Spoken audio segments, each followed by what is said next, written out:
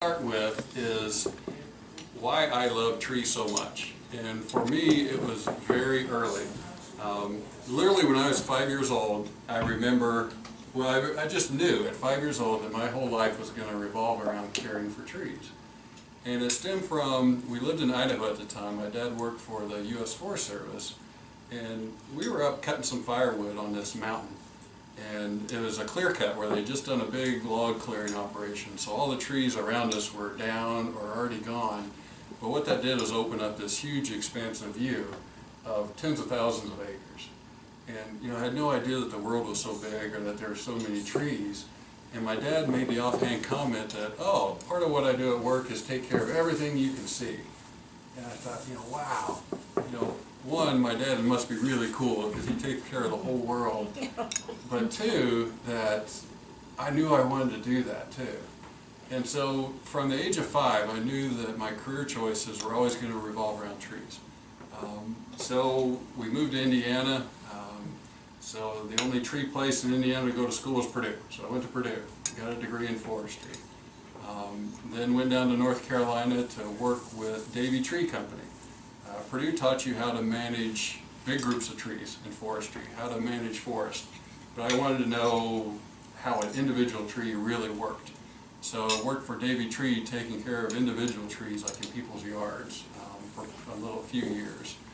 Then I was a curator of trees for the North Carolina Zoological Park and botanical gardens. So managing more trees, collections of trees and specimen trees.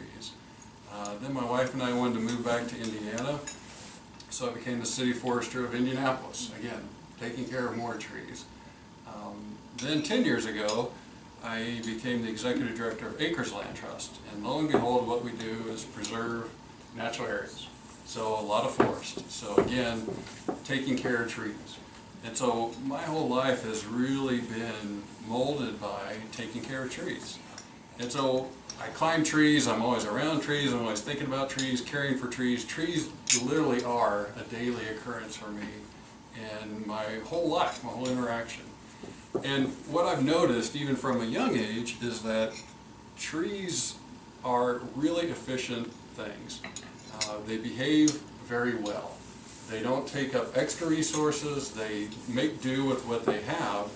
And so when I go through struggles in life, I often turn towards a tree and say, how does a tree handle this particular situation? And so I've thought a lot about how trees handle loss near them. And that's what this talk is going to be about. It's about how trees deal with loss. We're going to start with how trees deal with the loss in the community, kind of that forestry aspect.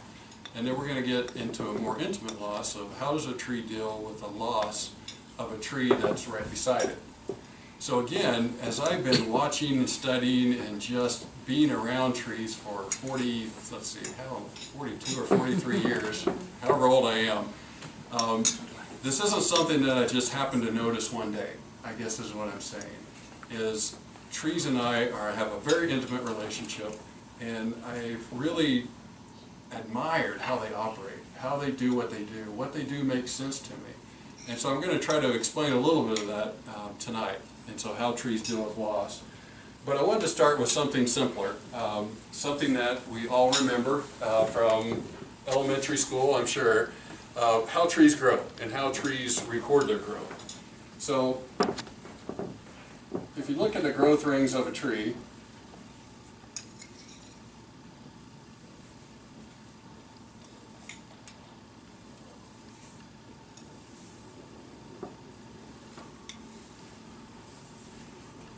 they look a lot like this. You see what trees do. Again, I was saying they're very efficient. When growing conditions exist, trees grow. That's a great lesson in of itself. Take advantage of whatever growing conditions there are. And one thing that you'll notice is trees grow very differently from year to year. I've never seen a tree that has growth patterns that are completely equal. Growing conditions don't stay equal over the course of a tree's life. And so trees, again, when there's really good spring, where there's a lot of water, a lot of sunlight available, a lot of nutrients in the soil available, they grow really well. So when really good growing conditions exist, trees grow really well. When average growing conditions exist, trees grow average. And when poor growing conditions exist, some of these rings get so close together that you can't hardly tell that the tree had another year of life that year. So again, just a reminder that trees record their growth through tree rings, and when growing conditions exist, trees grow. And it's never consistent. Things always change within the tree's life, where what they did last year is not the same as what they're doing this year. So with that in mind, I really want to turn now to how trees deal with loss. And we're going to start with how trees deal with loss in a community. So when a tree is lost in the forest, it's part of this big canopy. If you look in a forest, all you see from the top is all just these green leaves. There's no breaks in that canopy. But when one is lost, and if you were to lay down on the forest floor and look up, after a tree is gone, you'd start to see something like this.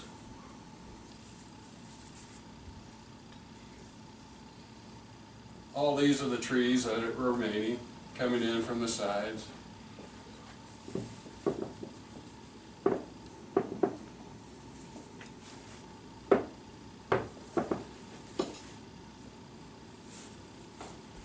You get in the picture, you're laying on your back on the forest floor looking up, and you're looking at this gap in the canopy that the tree that has been lost left.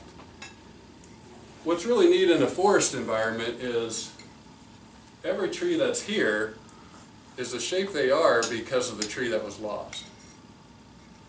This tree is this shape only because the tree that was there was occupying that space. So this tree's growth is directly influenced by the tree that's gone. Same as this tree. This tree is influenced in a different way, however, and so it has a different shape because of the tree that was lost. Same way all the way around.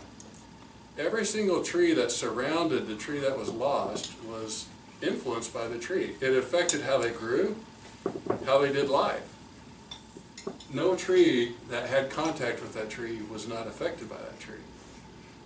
The beautiful thing is, once that tree has been gone, there's a new growth opportunity. Remember we just said trees grow and growing opportunities exist. Now there's a new growth opportunity. Whereas before there was no light in this direction. The tree that was there was utilizing the light that came in. Growing conditions exist, so trees grow. This tree senses the light available, starts to grow in this direction. So the canopy will start to extend this way. Same thing with this tree. Hey, there's new light, new growth available this way. It starts to grow out here. Tree grows out here, trees grows out here, trees go out here. Next year they grow in again. Following year they keep coming in. And the beautiful thing is, the role played by that lost tree is being fulfilled not by one person, but by the community that was influenced by that tree. And what's really beautiful is even when these trees are all the way to here, they're still doing so in a shape influenced by the lost tree. They still have that imprint of that tree that was there. And their growth, taking advantage of the new growing conditions by the loss of that tree, are still influenced by the tree that was lost. Occasionally you'll get a new tree into the system, but typically not, to fill the role of the other tree. There may be a tree that springs up that's been sitting under the canopy. It may come up and fill maybe that last little portion that's left here. So maybe that's a new tree that comes in and fills a portion of that role. But the beautiful thing is, again, it's a community that was impacted by the tree that was lost, coming together and starting to fill a portion of the role that the lost tree played in a way that was still directly, not just the first year and not just immediately after that tree was gone, but year after year, this shape continues to keep that shape. It just grows outward. And so this part will grow outward 6 inches, whereas this part will grow outward 6 inches. And so you end up with that same shape all the way around, still influenced by the tree that was lost. Now we're going to look at how trees deal with a loss, a more intimate loss. Two trees growing side by side.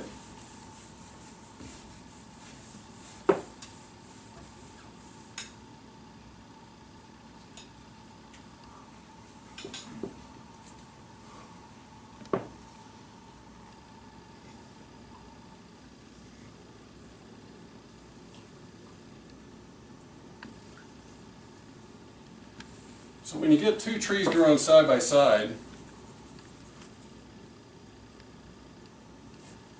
from a distance it looks like one tree. You know, again, trees take advantage of all the growing conditions available to them. Sorry, I'm right in your eye. And so they fulfill this canopy together. And so when you look at the trees like this that are growing side by side, especially from a distance, it looks like one big tree. But these trees always remain two separate individuals. And so if you start to really look at these trees closely, you'll notice that they're two separate trees. So you got the main trunks here, big side branches coming out. And since there's not growing conditions right next door, because the other tree is already utilizing that space, you'll notice that they're elongated on one side away from their partner tree. Again, taking advantage of where growing conditions exist.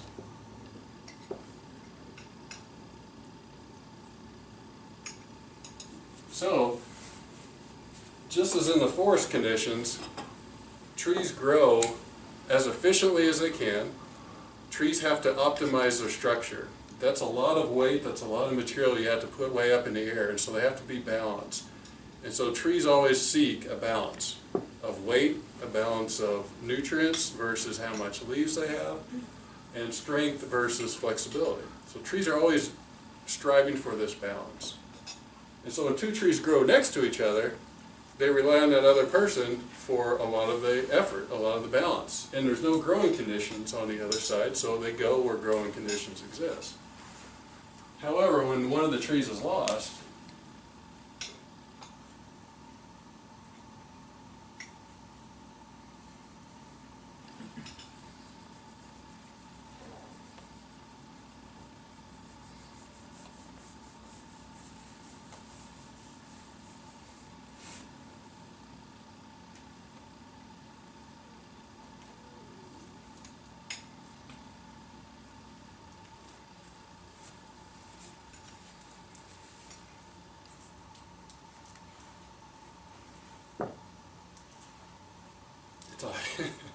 sorry, it's always hard for me to erase that tree.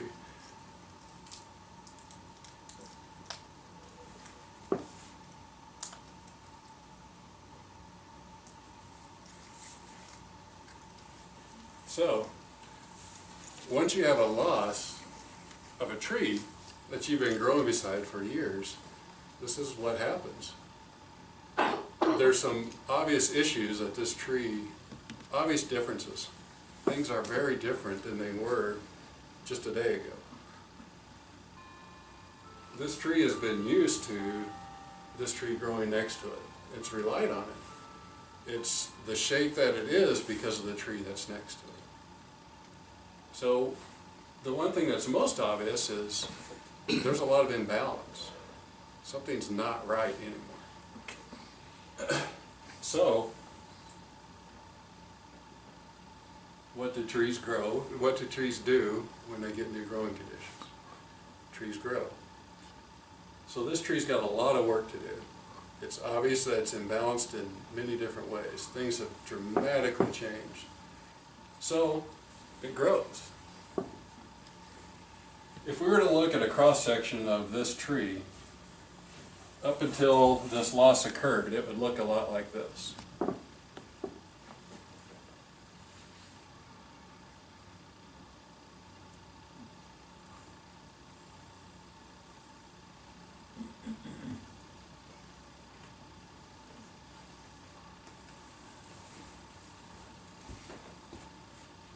So if you were to take a cross-section of that tree and look at its growth rings, this is what it would look like. It hasn't had to put down a lot of wood, a lot of weight, or a lot of energy this way because its partner tree was taking care of that. This partner tree was doing that portion of the work. So it was concentrating growth in this direction. The year after this tree is lost, its growth rings start to look like this.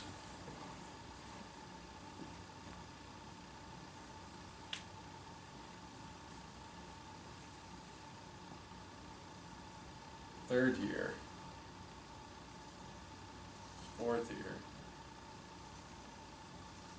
fifth year, sixth year. You notice the difference? Things have changed dramatically. This is exactly how a tree handles the loss of a partner tree next to it. It has to grow. It has no other choice. It can't move, it can't change what it is. It simply grows. And I say simply, but simply is not simply in this case. In order to start growth in a new direction, the tree has to start putting more wood on this side, but in order to put more wood on this side, it's got to create new root systems in this direction also. It's got to growing its canopy out in this direction. Again, still influenced by its partner tree. It'll still look as it did, influenced by its partner tree, just maybe a foot in this direction. It takes a lot of effort to grow in a completely new direction. But that's what a tree has to do after a loss. One thing that's easy to overlook, though, is this side of the equation. This tree, for a lot of years, was growing very well in that direction. That growth was comfortable, it was easy, it felt great. It was used to that growth. That growth was pretty easy. You're used to growing in that way. After the loss, not only do you have to start growing in a completely opposite direction, you've got to stop growing where it's comfortable. Doesn't seem fair, because while you're increasing resources in this direction, you have to halt or suppress resources in the complete opposite direction. In the direction that you're comfortable with, in the direction that you're used to going, in the direction that you've grown for however many years you've been growing beside that tree. Growth in a new direction is hard, but sometimes suppressing growth where growth has been comfortable is even harder.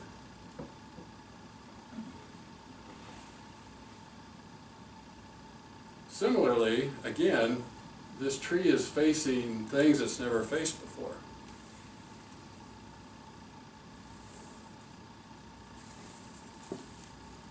Again, we realize that trees need the sunlight. Trees turn sunlight into sugars. That's the whole deal of photosynthesis. So, the tree is now experiencing even the sun differently now. When this tree was here, no full direct sunlight ever hit this side of the tree. It was always filtered through the tree next to it. Something as good and as necessary as sunlight now causes a problem for the tree that remains. Again, doesn't seem fair. Got to grow in a new direction, stop growth where you're used to growing, and now all of a sudden something that gives you life, something that gives you something you have to have, now hurts. So, again, I look to trees. How do they deal with that? Well, they grow. It's their only option. Trees grow. So, again, they're growing more branches, more leaves this way. But if you look at the bark of this tree, a year after its partner is lost, you'll see tremendous bark growth. That bark on that side of the tree is much thinner than the bark on the other side of the tree because it was always filtered through the sunlight. The sunlight was always filtered. A year after this other tree is lost, you'll see a lot of work by this tree creating thicker bark, creating darker bark. You'll actually see it put more pigment on that side of the tree to protect itself from the sun, which its partner tree used to provide that protection for. So again, there's a lot of work that this tree has to do through growth in order to regain its sense of balance and equilibrium. Same thing with wind. You know, again, what used to be a nice breeze, remember when the trees were standing side by side? Trees optimize shape. Trees never put a sail against the wind. And so if you look at a leading edge of a tree, it's always in this kind of a form. Just like an airplane wing, imagine that. Trees have learned that the best way to deflect wind is up and over. So when its partner tree was standing next to it, this wind never even hit it. Or if it did, it was very filtered. Now, it's got a straight edge. It's a sail in the wind. Again, something that was comfortable before, now really jeopardizes its life. It jeopardizes its safety. So not only does it have to grow in this direction, it has to grow in this direction at the bottom much faster than the top. And for several years it can't protect itself. It's just going to have to say, I'm going to be faced with the full effect of the wind. Nothing I can do. I'm growing to solve that issue, but I can't solve it within the first few years. There's nothing I can do. However, it quickly recognizes if you look at a tree that's done this, the bottom limbs grow much quicker than the upper limbs. And again, it's trying to, again, replace the role that the partner used to play to start to deflect up and over rather than the sheer blunt force of the wind directly on it like a sail.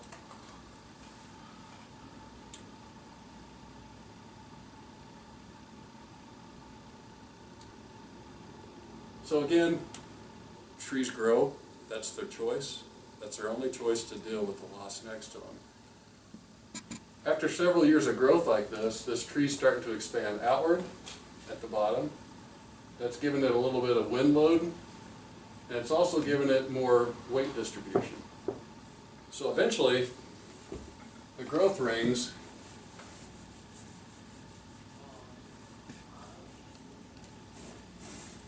start to look a little bit more like this. I'm going to run out of room here.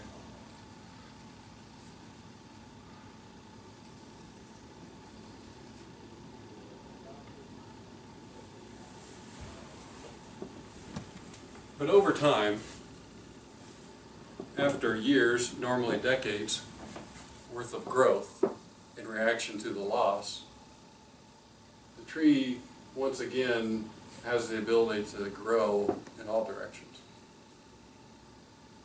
It couldn't grow in the old ways for literally most of the time decades. But over time, if growth occurs over here, the tree is able to return to growth here, and return to growth here, and here, because through growth, it's reached its equilibrium. That's what trees are trying to get to, is that equilibrium state. And again, what's beautiful, just like in the example of the forest, this is all still part of the history. That tree that was lost is here, when it was here, still influencing growth here, and then even when the tree reaches equilibrium, this tree is still growing in response to the tree that's next to it. This tree's final form will look uncannily identical to the original form of the tree, because together they reached full equilibrium. This tree, if given enough time and given enough growth, will re-achieve that original form that the two trees were functioning as together.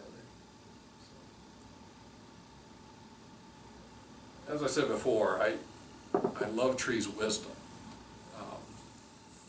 When I see a tree, I just don't see a plant. They obviously are just a plant. But if we look at how they solve issues, no matter what issues I've done, I've looked at trees, they really provide some pretty sound advice. And so you were asking over supper, how do I relate my forestry experience with grief? And this is how I do it.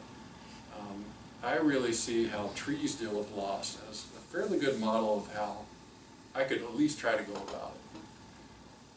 Trees don't have emotions. Trees don't have all these other things that we have. So I'm not saying it's identical. What I'm saying is I find a lot of insight into how trees deal with loss.